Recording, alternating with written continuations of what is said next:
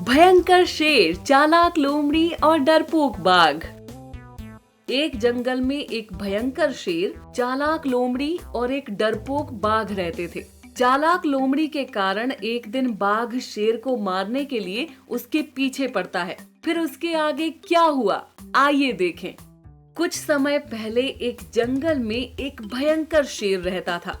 शेर के महाराज होने के कारण जानवर उसकी हर बात का पालन करते थे। अगर कोई भी उसकी बात नहीं मानता तो शेर उन्हें मारकर खा जाता था। एक दिन शेर सारे जानवरों के साथ सभा का आयोजन करता है। मेरी बात ध्यान से सुने। मेरी बात न मानकर अगर कोई भी ऐसे वैसे काम किए तो उनका अंत देखता हूँ, समझे? ठीक है महाराज, आप जैसा कहें। महाराज, आपकी बात ना मानकर किसकी शामत आनी है? अब चलते हैं महाराज। ठीक है।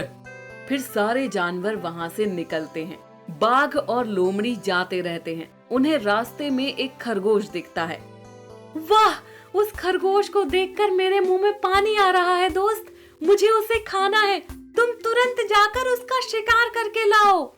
कैसी बातें कर रही हो? अगर महाराज को पता चला ना तो हमारी खैर नहीं।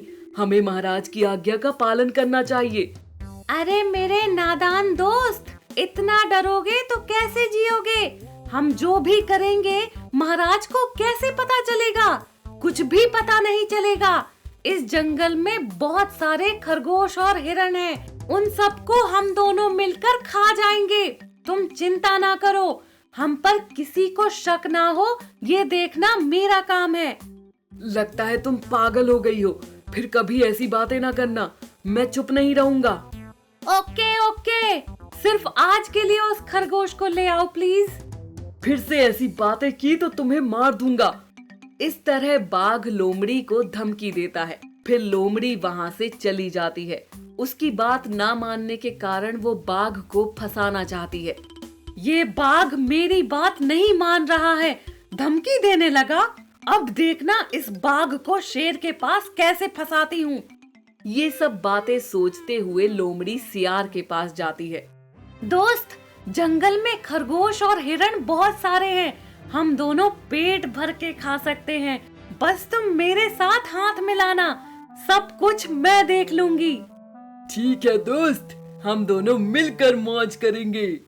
फिर लोमड़ी और सियार खरगोश और हिरण को मारकर खाते रहते हैं। किसी को उन पर शक ना हो, इसकी सारी सावधानियां बरतते रहते हैं। दिन पे दिन खरगोश और हिरण की संख्या कम होती जा रही थी। ये देखकर सारे जानवर डर जाते हैं। फिर एक दिन एक गुफा के अंदर एक हिरण के पीछे पीछे बाघ जाते रहता है। तो ये सब कुछ भालू देखता है। बाप रे, इसका मतलब सारे जानवरों को ये बाघ ही मार रहा है। तुरंत जाकर महाराज को खबर करता हूँ। इस तरह सोचकर भालू शेर के पास जाता है और सारी बात बता देता है। ये सारी बातें सुनकर शेर बहुत गुस्सा हो जाता है। लोमड़ी छुप छुप कर सब कुछ देखते रहती है और तुरंत बाघ के पास जाकर कहती है, दोस्त, अब तुम्हारा अंत होगा। तुम्हें मारने के लिए शेर आ रहा है। क्यों? मैंने क्या किया? मेरी क्या गलती है? इस जंगल के खरगोश और हिरण को मारकर तुम खा रहे हो, ऐसा उस भालू ने शेर से कहा। इसलिए महाराज तुमसे बहुत गुस्सा हैं। बाप रे, मैंने नहीं खाया। मैंने कुछ भी नहीं किया। सारे पाप करके अब अनजान बनोगे तो कैसे चलेगा दोस्त? तुम्हें कोई बचा नहीं सकता। यहाँ से जाकर कहीं छुप जाओ। इस तरह कहते ही बाघ डर के मारे वहाँ से भागकर एक गुफा में जाकर छुप जाता है। फिर बाद में बाघ को ढूंढते हुए शेर निकलता है। फिर इसके आगे की कहानी हम दूसरे भाग में देखेंगे। जल्दबाजी में सुनी सुनाई बातों से किसी के ऊपर गुस्सा नहीं होना चाहिए और बिना सच को जाने दूसरों की निंदा नहीं करनी चाहिए। ये कहानी आपको पसंद आई है तो हमारे चैनल को सब्सक्राइब करें, लाइक करें, कमेंट करें, शेयर करें। Thank you for watching. बाघ और बंदर की दोस्ती। एक घने जंगल में शेरखा नाम का एक नौजवान बाघ रहता था, पर वो अपने आप से बहुत ही ज्यादा परेशान था। मैं कोई भी शिकार क्यों नहीं कर पाता। मेरी नाकामयाबी के कारण शेर होने के बाद भी कोई मुझसे नहीं डरता, बल्कि मेरा मजाक उड़ाते हैं। शेर खान के पास शिकार करने का कोई अनुभव नहीं था और ना ही उसे कोई शिकार करना सिखाने वाला था। वो अभी अभी शिकार करने लगा था। एक बार ऐसे ही उसके सामने खरगोश आता है। तब शेर खान उस खरगोश को पकड़ने जाता है, पर खरगोश शेर खान की पकड़ में आता ही नहीं। तभी खरगोश हंसते हंसते कहता है, आओ शेर खान, पकड़ो मुझे, देखते हैं पकड़न पकड़ाई में कौन जीतता है।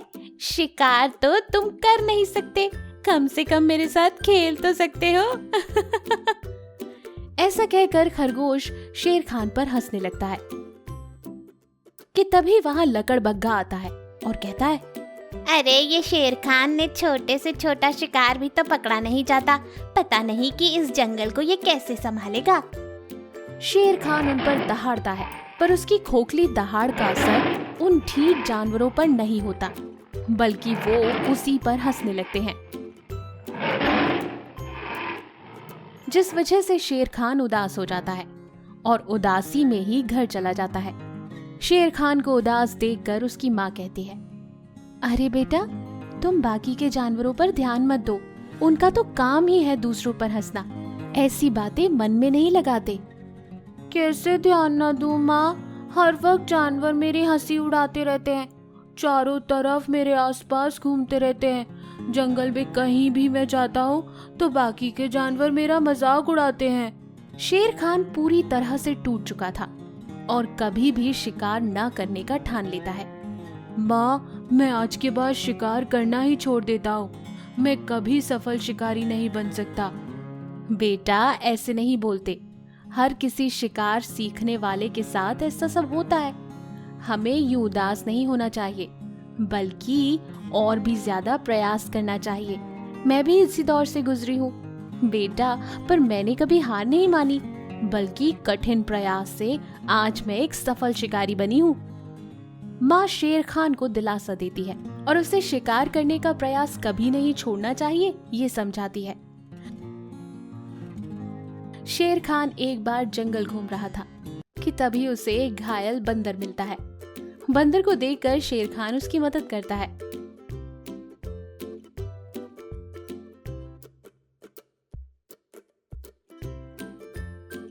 उसकी मरहम पट्टी करके उसे खाने के लिए और पीने के लिए पानी भी देता है। अरे तुम तो वही शेर खान हो ना जिसे... अब तुम भी मेरा मजाक उड़ाओगे ना? सारे जानवर मुझ पर हंसते हैं, अब तुम भी हंसो मुझ पर। अरे नहीं नहीं, तुमने मेरी मदद की है तो भला मैं तुम्हारा मजाक क्यों उड़ाऊंगा? मैं तो तुम्हारी मदद करूंगा, मैं तुम्हें शिकार के लिए ट्रेनिंग दूंगा। क्या क्या सच में? तुम मुझे सिखाओगे कैसे शिकार करना होता है? हाँ हाँ, मैं तुम्हें एक मजबूत शिकारी बनाता हूँ जो तुम्हारा नाम सुनते ही लोग घबराने लगे। दूसरे दिन से ही बंदर शेर खान की ट्रेनिंग शुरू करता है। उसे हर एक शिकार करने के नुस्खे बताता है और सिखाता भी है। कुछ ही दिनों के अंदर शेर खान शिकार के लिए पूरी तरह से तैयार होता है। शेर खान अब छोटा हो या बड़ा, कैसा भी शिकार कर सकता था और एक सफल शिकारी बन चुका था।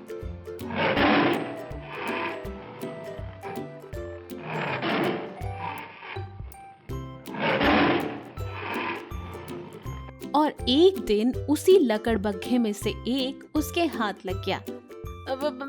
मुझे मारना मत, मुझे माफ कर दो, मुझे जाने दो। मैं तुम्हें नहीं मारूंगा, बस मैं तुम्हें और तुम्हारे जैसे आलोचकों को एक संदेश देना चाहता हूँ। तुम्हारी खिल्ली उड़ाना मुझे नहीं रोक पाया, उसने बस मुझे और उत्तेजित किया है। मैं एक अच्छा शिकारी बना हूँ। खिल्ली उड़ाने से तुम्हें कुछ नहीं मिला, पर आज मैं इस जंगल का राजा हूँ। जाओ बता दो अपने दुर्द साथियों को कि कल वो जिसका मजाक उड़ाते थे, आज वही उनका राजा है।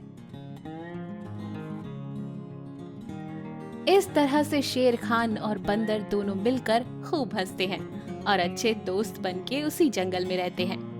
इस कहानी से हमें ये सीख मिलती है कि जिंदगी में आने वाले आलोचकों से कभी मुंह मत मोड़िए, उनका सामना कीजिए, उन्हें कुछ भला बुरा मत कहिए, बस चुपचाप अपने लक्ष्य का पीछा करते रहिए और एक दिन सफलता आप प्राप्त कर लेंगे और यही उनके लिए आपका सबसे बड़ा जवाब होगा। ये कहानी अच्छी लगी तो इसे लाइक कीजिए।